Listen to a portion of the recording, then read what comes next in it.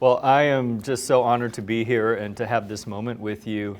I really just want to thank our Board of Trustees, first of all, for selecting me and giving me the honor of serving our school district in the city of Taylor. This is just an incredible opportunity. And if you're sitting here, I think you really feel the incredible opportunity that's here in Taylor, Texas. And to be part of it is so special. When I was researching about the school district, one of the things that's very clear, not just about Taylor, but in any community, is that the city thrives when the school district is thriving. And so our charge and our mission is to provide high-quality schools and a high-quality learning environment, because we know that that is an investment in the city of Taylor. So before I would go any further, this community is built on a proud sense of tradition and pride. And there's a gentleman sitting here who was a student here. He was a teacher here in Taylor, Texas. He was a principal, and he has as deep roots in this community as anyone. So before I get talking, I want you to hear from our own Tim Crow.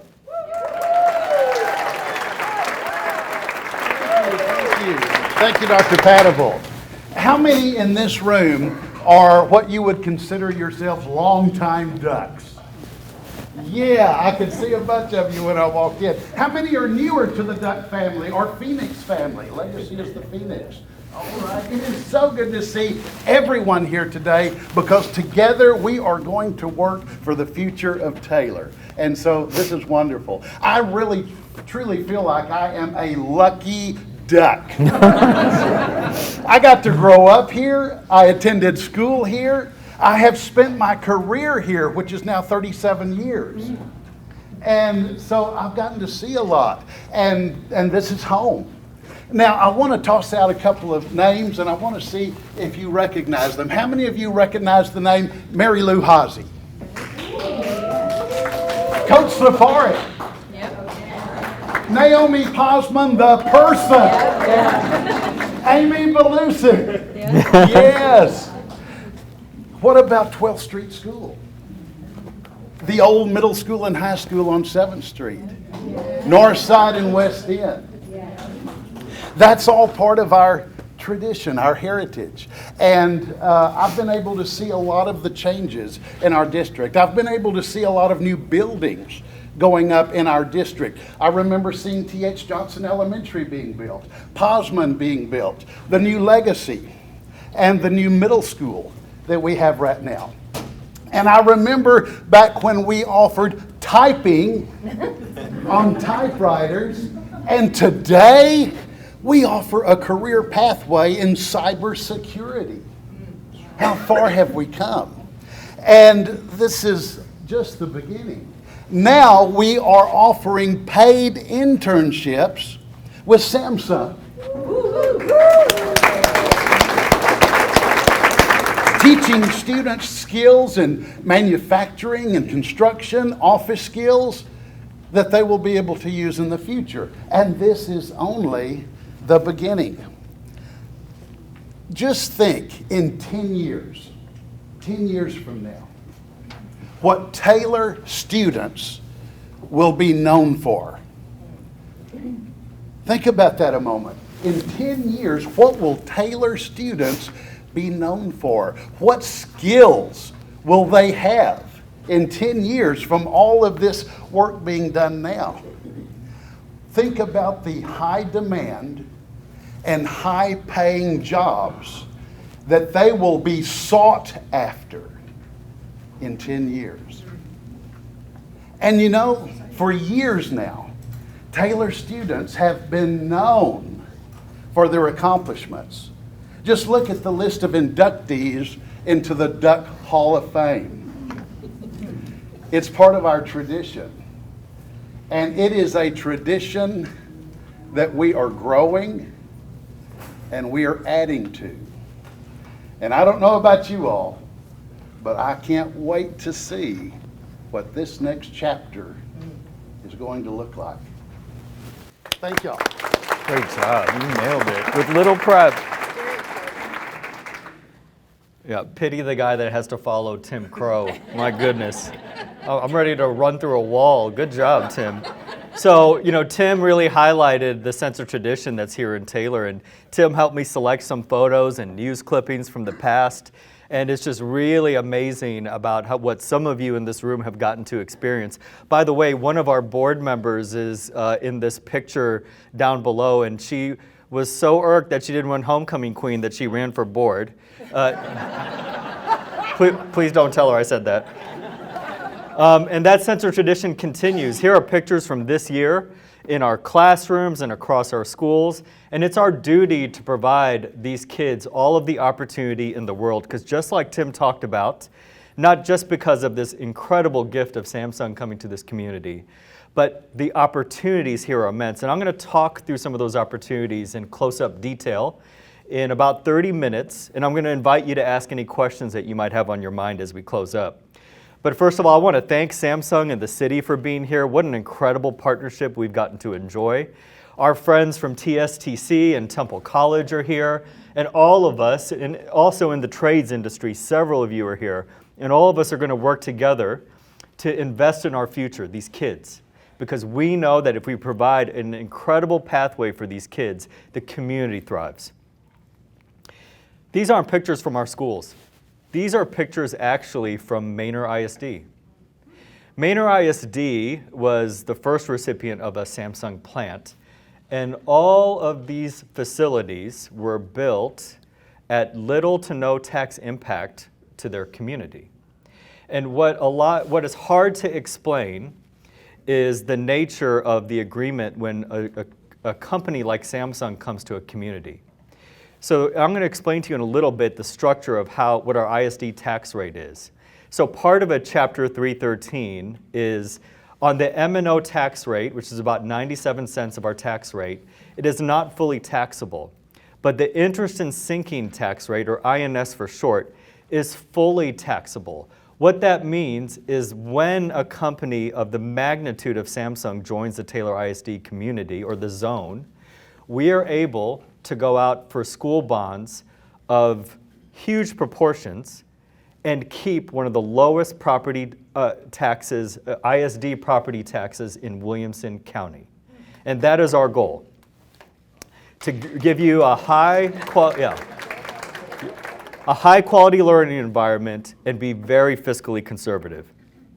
We organized the district around 4 goals, and I'm going to talk about some of these in greater detail than the others. But our goal 1 is excellence in student outcomes. Goal 2 is exceptional workplace climate. Goal 3 is quality customer service. And goal 4 is efficient financial stewardship, taking care of taxpayer money.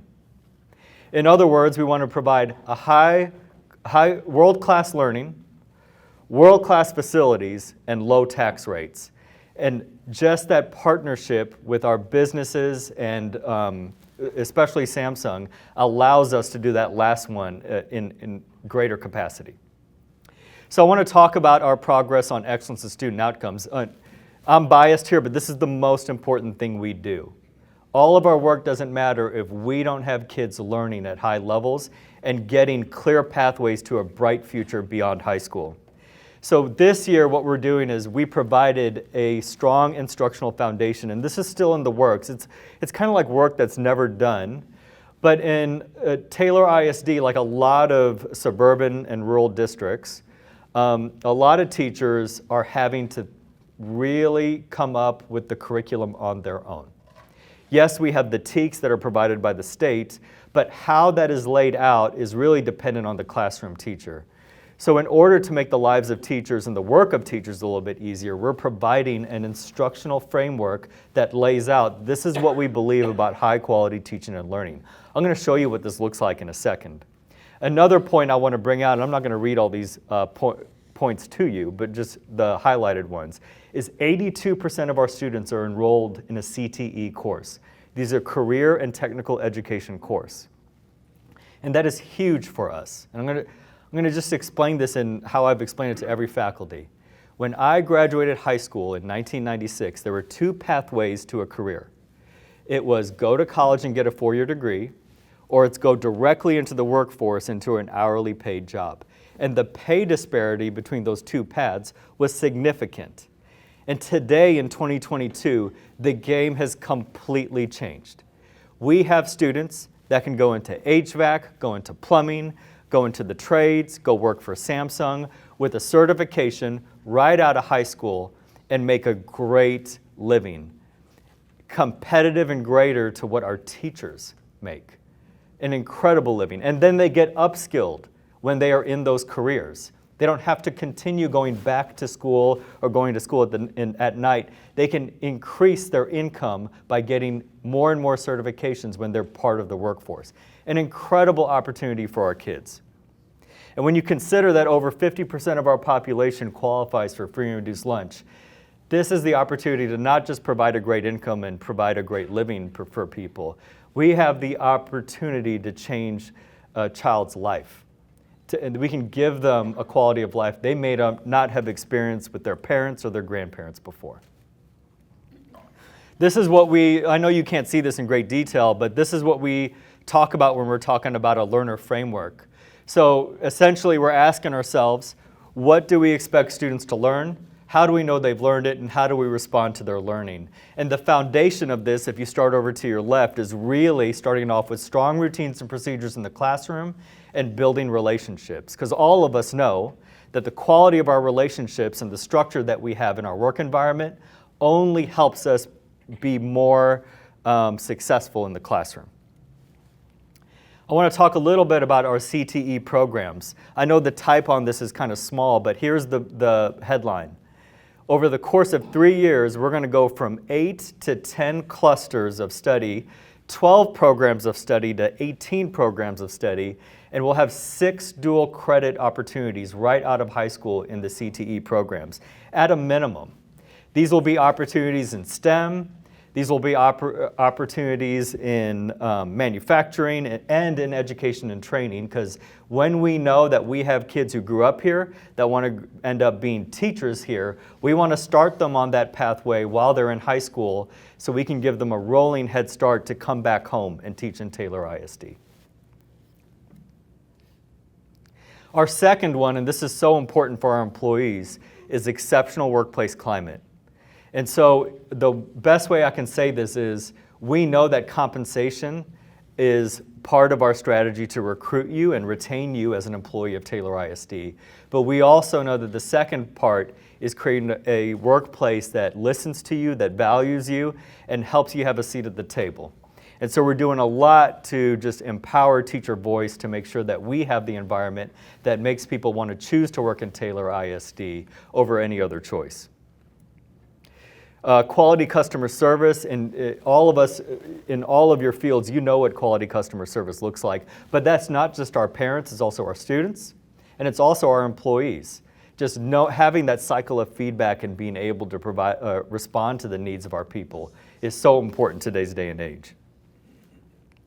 Now I'm going to talk in great detail about this level, but efficient financial stewardship. Our Board of Trustees passed a balanced budget last year for the first time in about 3 years. That was a lot of hard work on their part. They have also made great strides in providing competitive compensation, and I'm really excited about what we can pull off in the next couple months for our employees. And we have one of the lowest school district tax rates in Williamson County. Those sheets of paper that you have on your tables, you will see that of our surrounding districts, we have the third lowest tax rate in Williamson County, and we anticipate that tax rate, that ISD tax rate, dropping even more by August of this year. So I want to explain, because how the district runs is really dependent a lot on finances. So I just want to explain how tax rates and appraisals are related.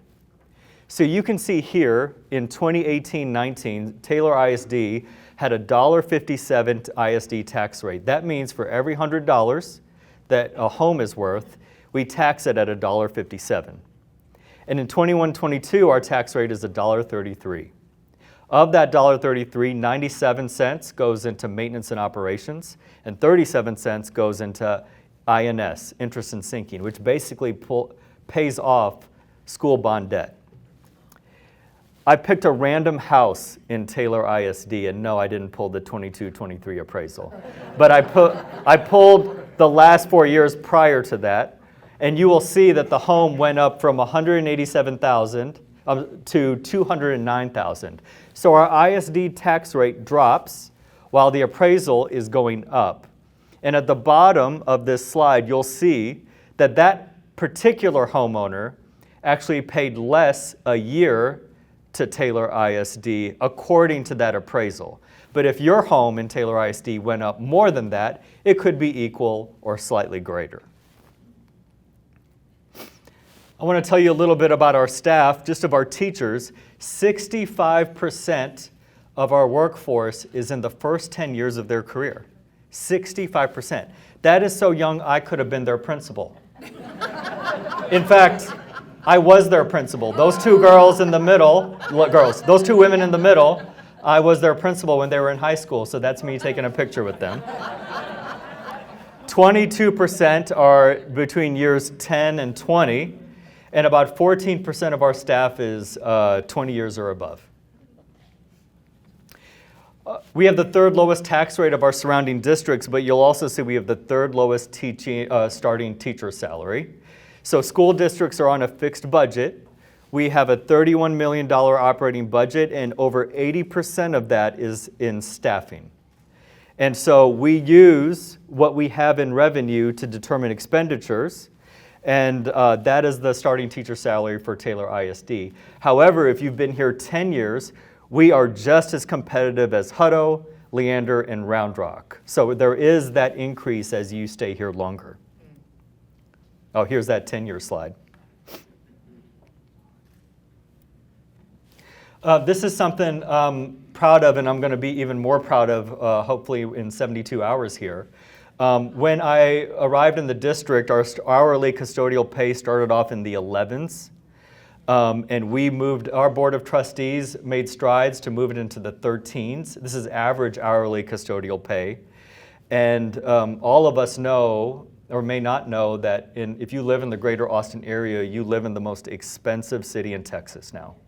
Not just what a home costs, but groceries, gas, all of it.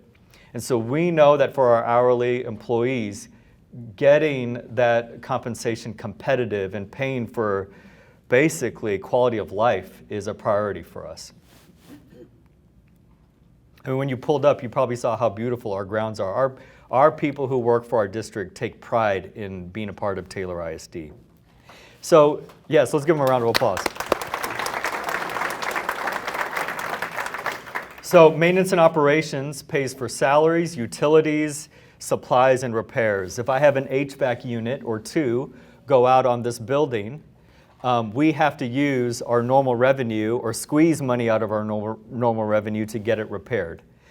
Just as an example, all of these HVAC units on top of this building, over 60% of them are beyond their life cycle, so we're just like saying a prayer every day that they keep running. If they were all to go out at once, it would be anywhere from $250,000 to $500,000 to replace them all. Yeah. Interest and sinking pays off school debt. So when a school district goes out for a school bond, they are asking their taxpayers to approve a no cent increase or a certain cent increase to go for a bond to pay for renovations, to pay for buildings, to pay for facility improvements. There's no way out of a normal operating budget, the M&O side, that it can pay for a building. I'm going to skip past this one. An important part to point out here is that when local revenue goes up, like your home appraisals, when local revenue goes up, the state decreases their contribution to a school district. So the state keeps us, all school districts, at basically an equilibrium. There's no immense rise there. We had a facility team come together and do an assessment of our facilities, and they really prioritized 4 things in envisioning the future of our school district. They wanted to celebrate Taylor's strong culture. They didn't want to lose the identity of what makes Taylor special. And I've lived in a lot of different communities, but there is a unique identity in Taylor, Texas that you just can't find in other communities. So it's important that whatever we do retains it and celebrates it. We want to have efficient purchasing and operation practices. We want to have equitable development. And what that means is that we don't want any of our schools to be at a different quality than any other. We want all of our children across this school district to enjoy the same quality of facilities and the same quality of learning. And then we also want to provide health and wellness opportunities for our staff, and so that really means modernizing our facilities to meet the needs of a learner in 2022. So here is a headline I just don't want to be lost on us. Our Board of Trustees could call for an election this November, next year, and even the year after that, and meet the needs of a facility assessment with no tax increase. We could also move pennies from our interest and sinking, ask our voters to approve pennies from our INS, move them over to M&O to increase our revenue at no tax rate increase to our taxpayers. And that is partially in due to the fact that Samsung chose to call Taylor, Texas, their home. Our financial advisor has told us our bond capacity over the next decade has more than quadrupled because of their appraisal value joining Taylor ISD. So I want to talk about some of our needs in our facilities. So we definitely need to prepare for growth. I'll show you what that looks like here in a second. We need to get ahead of rising construction costs. The cost of construction is soaring. Del Valle ISD, just down the tollway, is trying to go for a $300 million bond because a high school now costs $200 million minimum to build. I opened a high school in Frisco, Texas, and it cost $104 million. So it's almost doubled in the course of 5 years, the cost of a high school. And one of the needs we saw in our facilities is to prioritize school safety. So our schools are relatively safe, but there is not adequate perimeter fencing around our schools. I just want to be very honest with you. Also, if you walk into any of our schools, there is nothing keeping someone from going past our front office and trying to break past into the main building. More modern schools have something like a security vestibule. It's kind of a small picture, but in the bottom left, you can see that there's actually a glass partition where a visitor has to be buzzed in. And there is nothing more important than the safety of our children. These are relatively minimal costs compared to building a building, but it is so important to make sure our schools are safe as a priority. We also need to acquire land for schools. We do have land, but it is in all of the wrong places currently. On the right, you will see a picture of the building you're sitting in right now. It used to be the old high school. And behind us are the practice fields, which aren't used for anything right now. So we could do something with that land, but we don't want to put an elementary behind another elementary. Also, there's a middle school on your left, and north of the middle school is enough land to build an elementary school. But that also puts all of our elementary schools on the north side of Taylor. And when we think about equity for the community, thinking of other areas of the city that could need an elementary is so important for us. This is really small, but I'm going to print these slides and put them on our website for your review later. But on top is a projection from our demographer, given what the city has approved in developments of our population in our schools. And those yellow brackets in 26, 27, and 27, 28 is when we project that our elementary schools will be completely over capacity. That's when it's going to be time for multiple portables outside of our elementary schools, 26, 27. And just for reference here, it takes 22 months from design to completion to build an elementary school, about 2 years. So if we would need an elementary school in 28, that means that about 2 years prior, work would have to begin. And by the way, it is the year 2022 right now. Yeah. And over to the right, I don't know if you saw my visual aid over here on the right, but as you're walking out, I have a countdown for when we project that the Samsung plant will be operational. So that is when all of the work that we are doing needs to start to come to fruition. In the pink box on this slide is when we project that the middle school will be over capacity. That's 28, 29. And in the red box, that's about 8-9 years from now is when we project that the high school would be over capacity. And so we're not there yet, but the community would need to engage in a conversation of, do we believe we should stay one high school and expand the high school? Do we believe we need another kind of facility for our high school kids? All conversations down the road. A wonderful time to be part of Taylor ISD, it really is. We also have the need to modernize our classrooms. This is a classroom at Posman Elementary. These are actually hand-me-down desks from T.H. Johnson when Posman was built. So it is very likely that there is a child sitting in a classroom at Posman Elementary that is sitting in the same desk their grandpa sat in. So making sure, one of the things that's really important for our elementary teachers is they want to see kids working together collaboratively. And from these big metal desks that we currently have, it is incredibly difficult to get kids in groups and get them working collaboratively. Part of also modernizing the facility is providing more LED lighting in our classrooms. That seems like something minor. If we were to provide LED lighting across our buildings, it would be a cost of $1 million, but it would be a savings every year of $75,000. And I don't know if you can see that clearly in this picture, but you can definitely tell the quality of the lighting environment on the right. And little things like that change the learning experience for the kids, just an environment. This is just an example of what modernized classroom in a setting could look like. I also, earlier you heard me talk about HVAC and roof replacements. Those aren't really exciting. People don't show up to a meeting like, ooh, I can't wait to hear about HVAC replacements and roof replacements. But remember, if the roof or HVAC goes out and starts leaking through our buildings, we can't wait on it. We have to replace it. And if we don't have school bond funds to use to replace it, we have to use it out of the pot of money that pays our employees. And replacing we have 2 roofs that are over their life expectancy, and we have enough HVAC units that are over their life expectancy that fixing them all, if we were to fix them all at one time, which we would not do, you want to space those out, but fixing them all would cost anywhere from $500,000 to $1.5 million. And we do not want to wait for a rainy day. This is really a huge point here, but we want to really build facilities that help our kids get those trades certifications that we're talking about.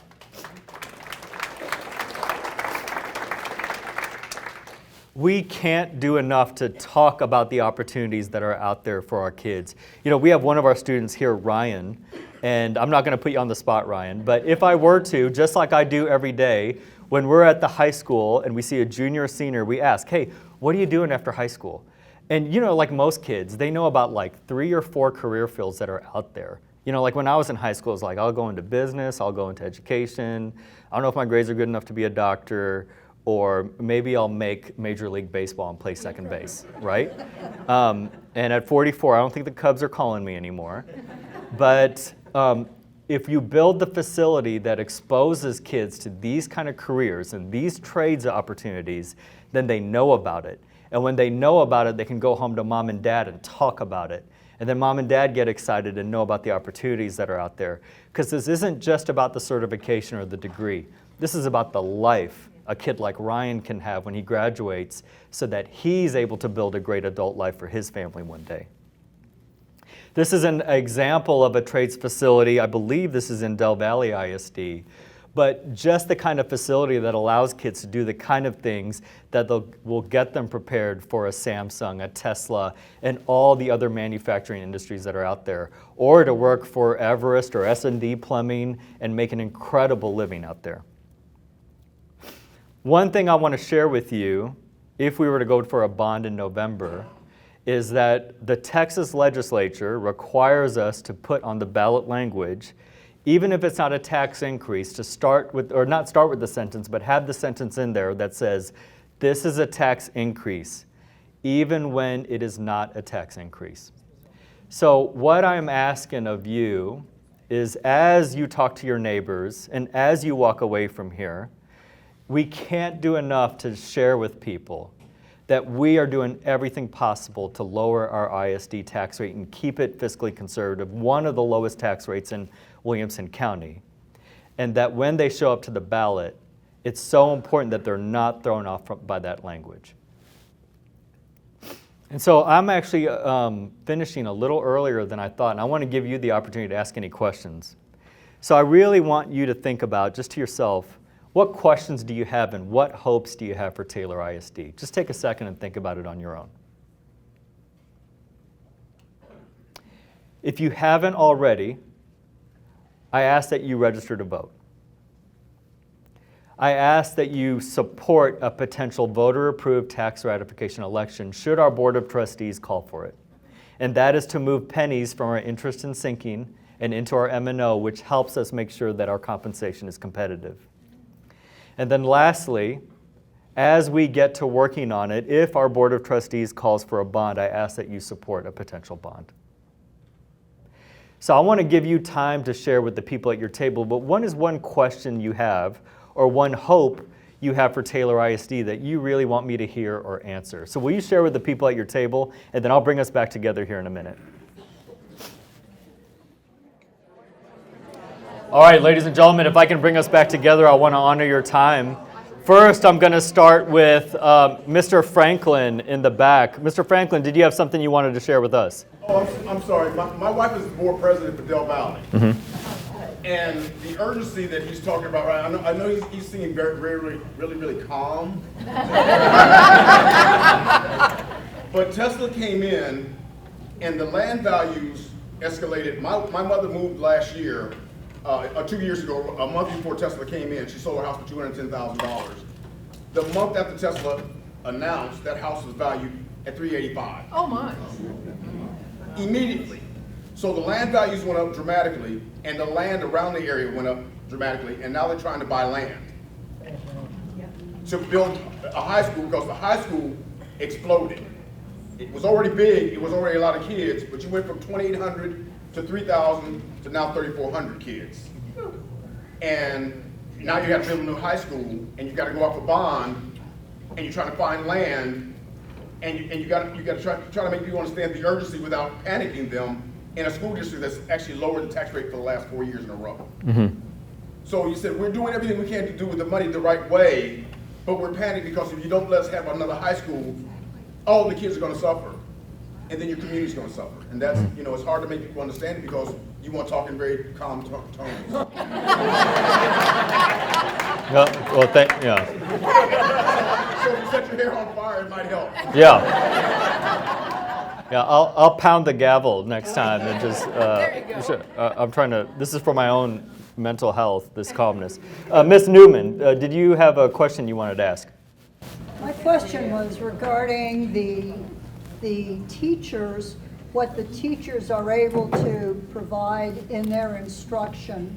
When I got the impression that you said a good deal of the instruction that the teachers give is devised by them. Mm-hmm. However, our state government has put a lot of, I'll say restrictions or a lot of rules and regulations on what teachers can teach. How is this affecting, for instance, a teacher who's been teaching 10 years, 15 years?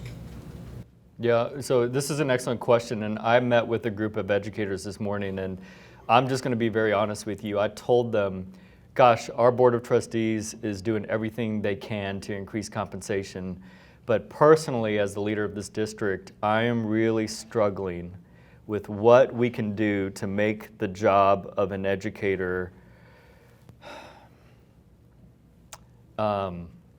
fulfilling and lasting in a time where the demands are so high. In the last 10 years, the expectations of a teacher have just multiplied. There are multiple mandates on teachers, and the expectations are just through the roof. So we're doing everything we can to support them. At the same time, we can't let go of the expectation that every kid is successful at high levels. And what's unfair about the public school system is that, those school ratings, you go to the Texas Education Agency and you look up, that's one day of a test. All of it is determined by one day of a test. And so much of why a kid shows up to school is those relationships, the meaningful memories, the experiences, those CTE courses, the extracurriculars, and none of that shows up on the test. So we're trying to work both pathways. We want to provide kids an incredible learning experience that helps them be successful and tied into school and reach a great outcome after high school. But at the same time, we can't let go of the need to help our kids perform at high levels according to the state requirement as well. Yeah, it's a challenge. If I could ask anything of you, reach out to a teacher and just say thank you. Their work and the expectations they have are incredible. Am I out of time? All right, this is my cue that we're out of time. I really appreciate your engagement and attention today. I'm going to be hanging out for a little bit. Please ask me any questions that might be on your mind. And again, thank you for the opportunity to serve here in Taylor.